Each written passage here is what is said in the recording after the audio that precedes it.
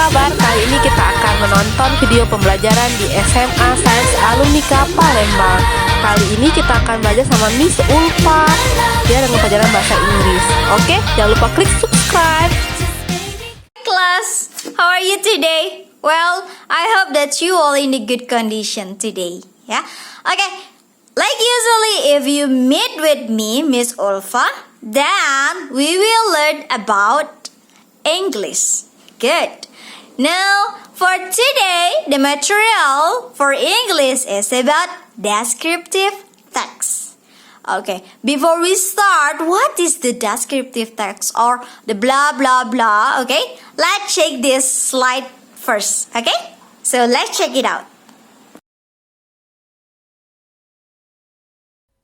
Okay, class, now look at these pictures. I bet you already know it, ya. Miss yakin kalian tahu. There's no way that you didn't know it. Because this is your school, SMA Sains Alumnika Palembang. Nah, this is our school, ya. Okay, if there is someone asking you, nanyain kalian nih, what is SMA Sains Alumnika Palembang? Of course that you can answer it. Tentu kalian bisa jawabnya ya. Oh, SMA Sains Alumnika Palembang is my school, adalah sekolahanku. Oh, SMA Sains Alumnika Palembang is the place that I can stay in, tempat saya bisa belajar. Nah, kalau kalian bisa jawab seperti ini, secara tidak langsung kalian sudah menggambarkan tentang sekolah kalian ke orang tersebut, dan orang tersebut punya bayangan. Nah, lalu apa hubungannya dengan this picture, gambar our school ini dengan materi today? Of course there is, tentu ada. Kalian tadi kan sudah bisa menjawab nih, Miss tadi kasih contohnya bisa menjawab. Ya, if there is someone asking, ya jika ada seseorang jawab. Nah, yang kalian tadi ucapkan, describing tadi, itu termasuk dari deskriptif. Bedanya kalian secara listen. Nah, today kita akan belajar secara text. Ya, secara dalam bentuk teks. Dalam bentuk teks berarti ada kumpulan-kumpulan describing yang kalian satukan menjadi satu kesatuan. Okay? Now look at this. Okay. Jadi sebelum kita mulai sebelum kita tahu bagaimana cara menulis descriptive text dan bla bla bla, you should know what is that. Kalian harus tahu apa itu. Descriptive text adalah teks yang menggambarkan atau menjabarkan tentang atau mendeskripsikan tentang orang, hewan, atau benda, atau bahkan tempat, ya. Baik itu secara bentuk, sifat, jumlah, atau lokasi, dan lain-lainnya. Oke, jadi dia mendeskripsikan atau menjelaskan. Tujuannya apa? Nah, tujuan atau the purpose of descriptive text adalah untuk menjelaskan atau menggambarkan tentang suatu hal ini, baik orang, hewan, benda, tempat, ya, ke the reader, pembaca. Now, look at this. Look at the picture, ya, ada gambar gedung roboh. Ya, gambar gedung roboh. Nah, ketika gambar gedung roboh ini sama seperti kalau kalian making something, membuat sesuatu, tapi tidak kokoh pondasinya, akan roboh. Begitu pula dengan descriptive text. Ya, ketika kalian tentang descriptive text atau teks pada umumnya tentu ada yang namanya generic structures, susunan umum. Kalau kalian salah di susunan umumnya, kalian akan teks kalian akan seperti gedung yang itu, roboh, ya. Dia tidak akan berbentuk. Gedungnya akan roboh, tidak kokoh. Maka dari itu, ketika descriptive text ada dua generic structures, there are two. The first one is identifications. Identification in Indonesia adalah identifikasi, yaitu pendahuluan. Ini biasanya ada pada awal paragraf. Ya, bisa berupa 1, 2, atau 3 kalimat. Ya, pada awal sekali. Berupa apa? Berupa gambaran umum tentang suatu topik. Ingat, descriptive text itu hanya satu topik biasanya, ya. Nah, setelah kalian sudah 3 kalimat misalnya, pada awal paragraf. Masuk apa? Masuk this one. The second, generic structure yang kedua adalah ada descriptions. Setelah identification langsung masuk ke description. Description atau bahasa Indonesia adalah deskripsi adalah berisi ciri-ciri khusus yang hanya dimiliki oleh benda tersebut mungkin, atau tempat, atau orang, atau hewan, ya, yang sedang kalian deskripsikan, yang sedang kalian jabarkan. Misalnya, kalau orang bisa sifat, bisa tampilan fisik, atau tempat bisa kalian lokasinya, atau siapa yang membuat, siapa yang membangun, siapa yang berdesain. Disitulah ya, ciri-ciri khususnya tadi disitulah kalian jabarkan. Dari setelah identification sampai penutup adalah description. Ya, deskripsi. Lalu masuk lagi setelah kalian tahu tadi jenis susunan umumnya, ada karakteristik atau ciri-ciri, atau bisa juga kalian sebut sebagai language form. Yang pertama, look at this, ada gambar kimia gini ya. Nah, kalau di kimia atau mathematics itu ada formula, ada formulanya. Begitu pula in English ada juga formulanya. Ketika kalian berbicara tentang descriptive text, formula yang digunakan adalah present tense ya. Kenapa? Karena kita membicarakan deskriptif itu membicarakan tentang hal yang pasti dan selalu berulang-ulang. For example, kalau ketika membicarakan tentang kucing, tidak mungkin kucing tersebut dulu berkaki 3, kemudian berkaki 4, dan kemudian berkaki 5. Tidak, dari dulu sampai sekarang cats itu berkaki 4. Maka digunakan adalah present tense karena selalu berulang, tidak berubah. Oke?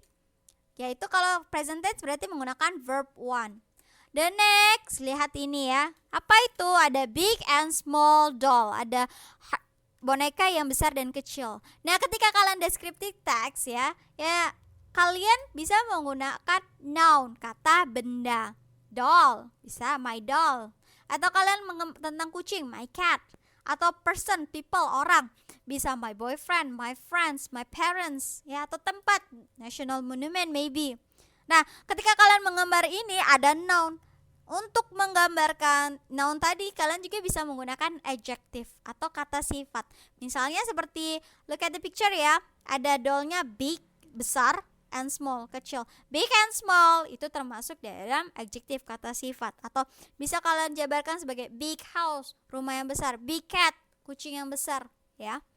Nah, makanya itu ada karakteristiknya adalah noun and adjective. Lalu setelah itu ada look at this, dance. Dance ini termasuk kata action verb, kata kerja aksi. Nah, jadi ketika kalian berbicara tentang descriptive text, yang masuk adalah kata kerja aksi itu ada di dalamnya ya. Misalnya seperti dance, sleep, walk, sings, and etc. Banyak lagi ya. Lalu setelah itu yang paling terakhir ada figurative language. Nah, lihat di picture ya, ada babies yang drawing, ada yang menggambar. Nah, figurative language adalah bahasa yang menggambarkan sesuatu.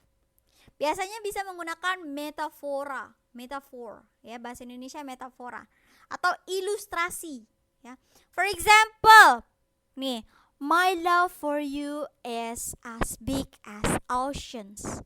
Cintaku padamu seluas lautan. Nah, dia menggunakan metafora lautan. Jadi dia menggambarkan cinta dia itu seluas lautan. Bisa kalian langsung tahu ya, oh seluas lautan. Bisa kalian gambarkan di kepala kalian. Bisa kalian ambil intinya. Nah, seperti itu. Makanya menggunakan figurative language, bahasa figuratif. Lalu setelah kalian tahu karakteristik ya, jadi di deskriptif ada tadi pengertiannya, purpose-nya, strukturnya, lalu ada pula tadi karakteristiknya. Now look at this. What is this? Apa ya ini? Ada yang tahu?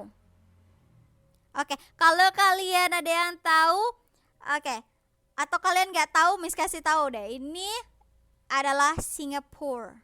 Kota Singapura, negara maksud Miss. Negara Singapura. Ya, oke, good ya yang bisa nebak ya, atau yang kalian tahu ya. Atau kalau yang belum tahu, oke, ini seperti inilah gambaran ikonik dari negara Singapura ya. Now look at this.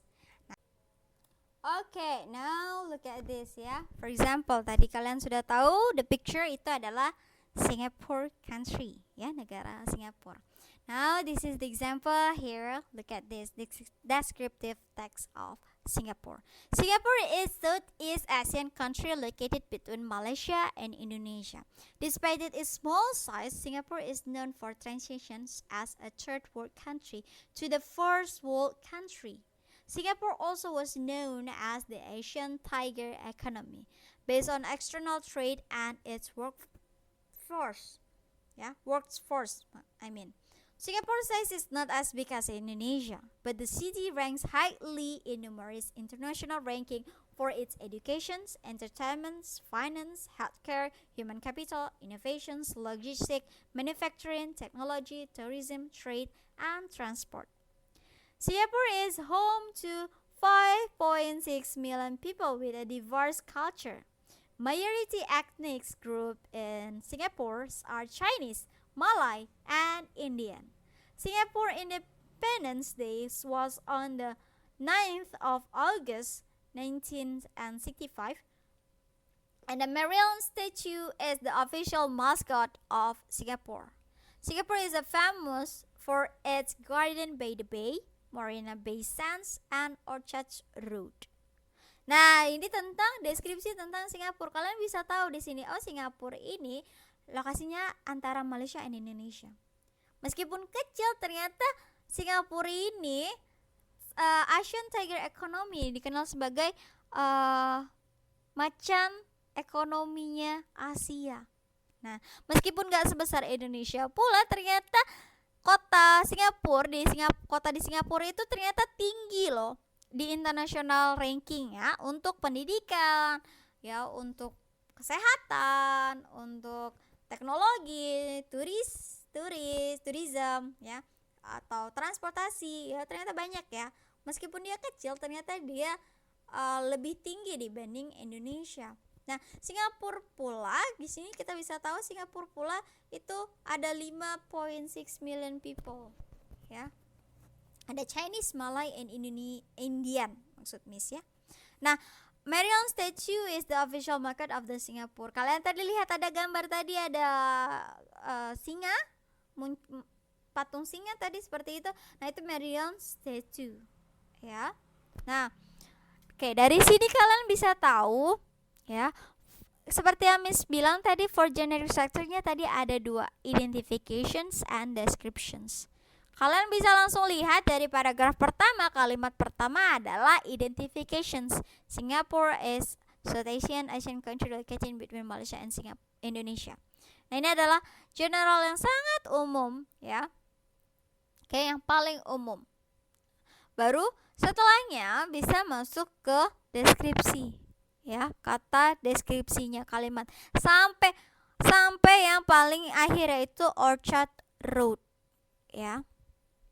Nah, di sini ini adalah example dari descriptive text.